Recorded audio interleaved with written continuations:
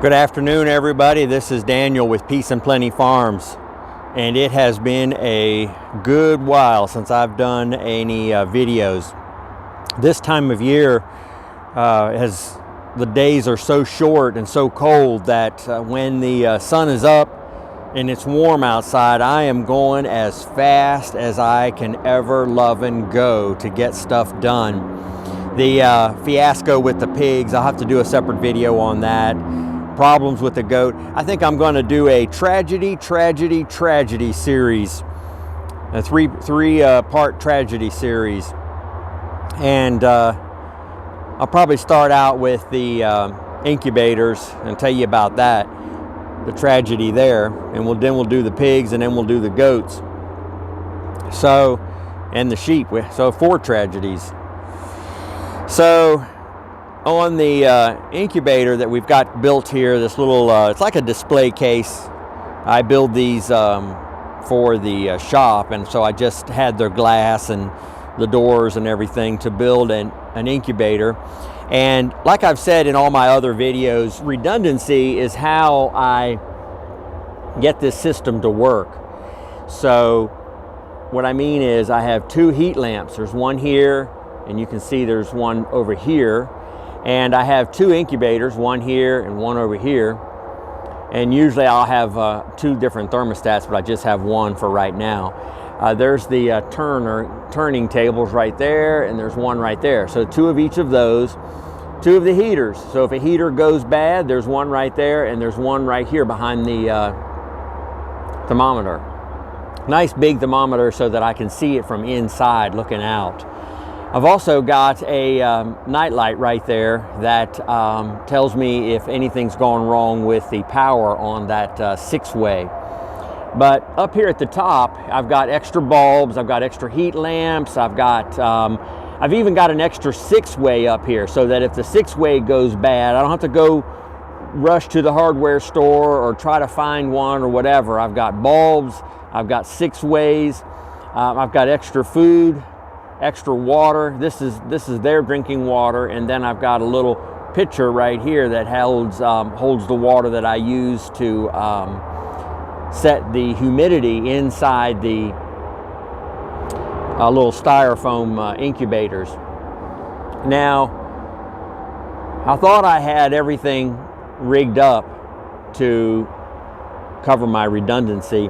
I even have over here on this other end, now you can see there's 3 power cords coming in to this incubator right here, and those are running out here. There's one going that way, one coming this way, and one going the other way. They're going to 3 different circuits in the house, so that if a circuit breaker blows or whatever, each lamp and each incubator and each heater are on different circuits, so as not to overload the circuit and the breaker blow.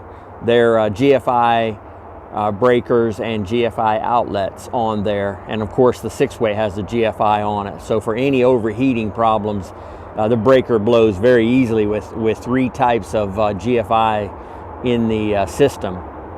There is one home run electrical that's plugged into this 6-way, so the only breaker is just that 6-way.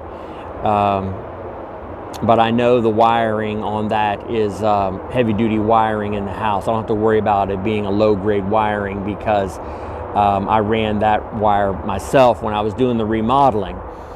So there was a time this past Christmas, New Year's and all of that, where the coin shop was extremely busy. I mean night and day busy.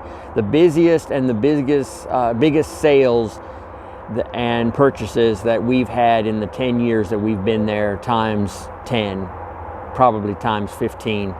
It's just been outrageous. And I came home one evening and exhausted. The pigs were giving me a fit, breaking down the fence, and the goats and the sheep and all this were taking on, and it was raining, and so I had to go out and deal with them. And I came in exhausted, took a shower, laid down in the bed, and I mean almost comatose laying there. I was so exhausted. And the power went out right then. I hadn't been laying in bed 2 seconds and the power went out. I laid there for a few minutes just hoping and praying and wishing it would come back on so I wouldn't have to come out here and deal with this. But after a little while, I realized it wasn't just a flicker of the power, it had actually gone out.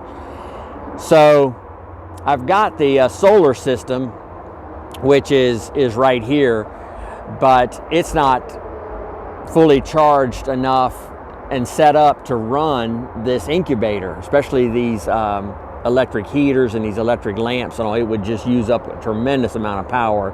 So I went down to the barn and I pulled a generator all the way up the hill from the barn in the pouring down rain, exhausted, got it all the way up here, got it started, but then it wouldn't work. Something was wrong with it. I never did figure out what was. I was struggling trying to figure it out when the power came back on.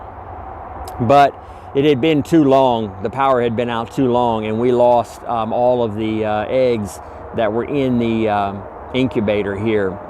We just was too much time getting the generator, getting the power cords, getting the gas, getting it started, trying to figure out what was the matter with it. By the time I did all that, it had been way too long and way too cold of a night. It was dark, and the power finally came on. I don't know how long it had been, an hour maybe. It's hard to believe it was that long of me struggling with the generator, but I wasn't ready. I didn't have my redundancy for thinking about the power going out. And typically, I'll have a generator inside the little building right there that we use in the wintertime for when the power goes out, but I didn't have it there. I didn't have it ready to go. So tragedy, lost none of those eggs hatched, but and we're not getting a very good rate. You know, I'm putting about 12 or 15 eggs in there, and we've been averaging 3 to 4 hatching out of there. But I wanted to show you one that hatched here. It's this little one right here. You barely can see her because she matches the shavings. Now, these are black Morans and copper Morans here. So I don't know what in the world we have with this one.